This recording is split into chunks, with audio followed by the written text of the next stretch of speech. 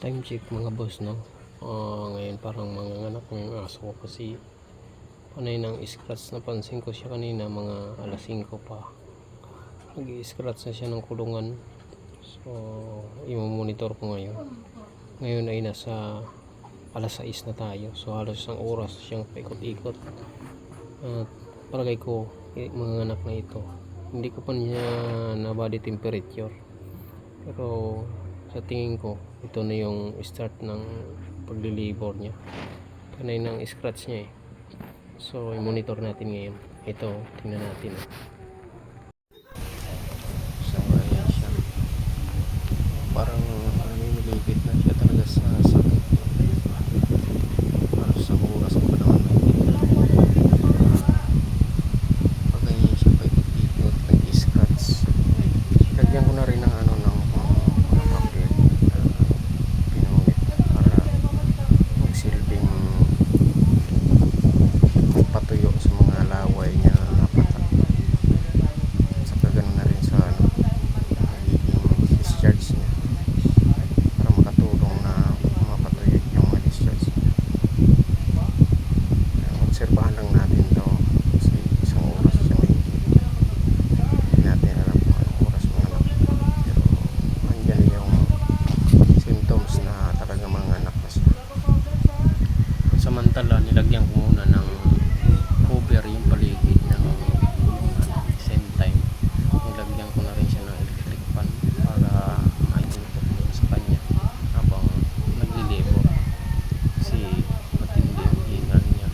Tulad niya na ikubli ko siya sa mga balot na karton para hindi siya madistract sa mga hayop. May maraming pusa dito sa amin na baka may lalapit na pusa ay madidistract yung paglilibor.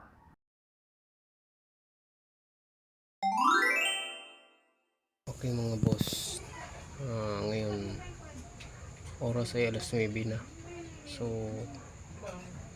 nanginginig na siya. Ito na siguro yung parte na humihilab na yung tiyan niya kasi nanginginig, tapos natungal, parang masakit, parang nahihirapan siya na ilabas yung unang anak niya kasi first time niya manganak. Pero pansinin nyo, lumabas na yung parang panubigan niya, parang may lobo, may tubig. Check natin, tingnan nyo, yan o. Ito na siguro yung punto na talagang malapit na lalabas yung anak niya. So first time ko kasing mag-monitor ng ganitong sitwasyon.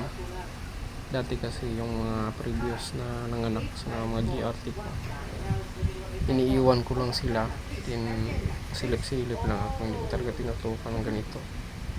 Ito kasi ngayon medyo nahihirapan siya, kaya minonitor ko talaga. Mga 9:30 na ngayon, halos 30 minutes na ulit. Parang may lumabas na parang tubig sa ari niya, kaya lang hindi siya nagtutuloy-tuloy na lumabas. Siguro ito na yung panubigan na sinasabi nila, so hinahayaan ko lang, kaya hindi siya mapalagay panay ang ere niya. Hindi. Ayan mga boss, kung mapapansin natin may parang bilog na may nakabalot sa silopin, parang tubig kaumang sa ari, kaya hindi siya mapalagay. Talagang lalabas na siguro ano yung ere niya. Hirap siya, first time niya kasi hindi ko lang alam kung ilang piraso na yun. So kailangan nating alalayan talaga yung sitwasyon niya. Hindi siya mapalagay, nahiga, tumatayo, nakalabas na kasi, hindi na magtutuloy-tuloy. Hintayin lang natin lumabas yung mapansin natin na may ulo na lumabas na. Ayan mga boss, hindi ko na natin dito sa side na ito. Yan, tumayo na kasi talagang hindi niya maintindihan kung anong gagawin. Abangan natin. may lumabas ng isa, no? So, kailangan pang alalayan. Inalalayan ko siya. Nung lumabas yung anak, hinila ko na lang, inalalayan ko ng hila para mapadali yung kanyang pagpalabas ng unang anak. Siguro naman susunod mas maalwa na. At least successful na yung unang anak. Siguro susunod mga lalabas pa ay hindi na ganun kahirap, no? Sana maging tuloy-tuloy na maganda yung pag-deliver ng kayang anak. Tuloy lang tayo sa pag-monitor, mga bossing. Ang oras ngayon ay nasa 10 na, alas 10 na, so ang tagal. So malalaman natin kung ilan yung ilalabas na anak. Ayan mga boss, yung unang inilabas niyang anak. Medyo malaki ang ulo, kaya siguro medyo nahirapan siya, lalong lalo na first time niya. Malaking pagkatunta ito mga boss. At least nakalabas natin buhay. So ayan, inlalayan ko muna na pinadidi. So medyo nanginginig pa rin yung katawan niya. So mayroon pa talagang ilalabas siya. Maliit lang kasi ang tiyan nito. Hindi naman natin alam kung ilan talaga ang laman. Pero sa tingin ko mayroon pa itong laman kasi hindi pa siya ganon ka-relax. Medyo ramdam pa natin yung pag-deliver niya. Antayin lang natin kung may lalabas pa ulit. So ngayon magandang malakas dumidi yung maliksi yung anak niya na may palabas na. So ito naman yung pangalawa niyang anak, labas. Medyo pa siya sa anak niya, hindi siya ganun ka atente para unahin yung anak niya. Paglabas ng anak niya parang inuuna niya po yung sarili niya na linisin bago yung anak. Napaka-importante talaga na may alalay para malinisan agad yung papi.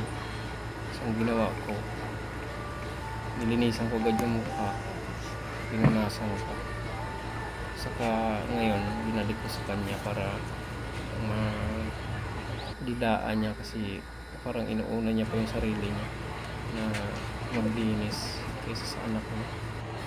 Experience ko kasi mga ganito, kung pinabayaan natin minsan mamatay, katulad ng mga nakaraang inahin ko na biglang nagsunod yung anak ay hindi niya gaanong nalinisan yung anak.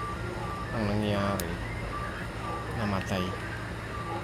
Kaya napaka-importante talaga ng monitoring pagdating sa ganitong sitwasyon. So tingnan natin ang gender ng mga ito. Lalaki siya, lalaki rin.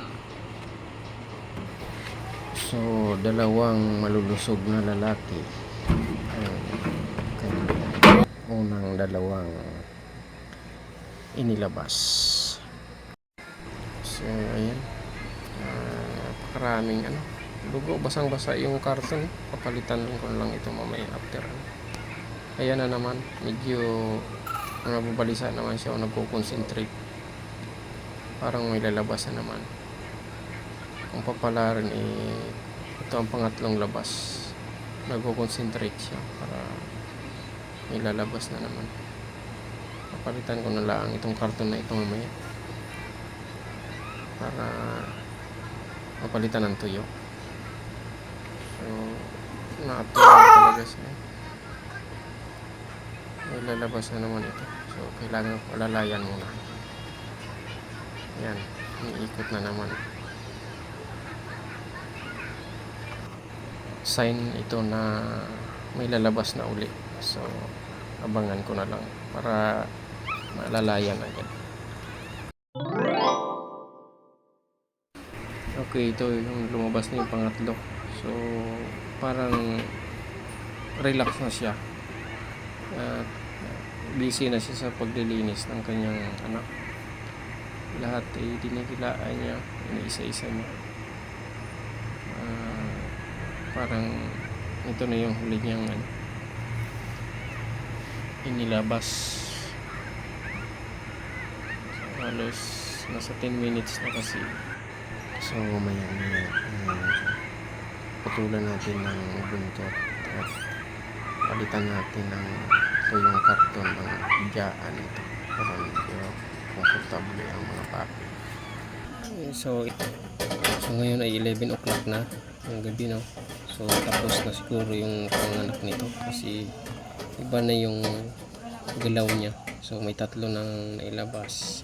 Ito na siguro yung pinakaanak niya na tatlo lang talaga. Kasi mukhang relax na siya. Hindi na siya balisa. At nagpapadidi na siya. Inaasikaso niya ng anak niya.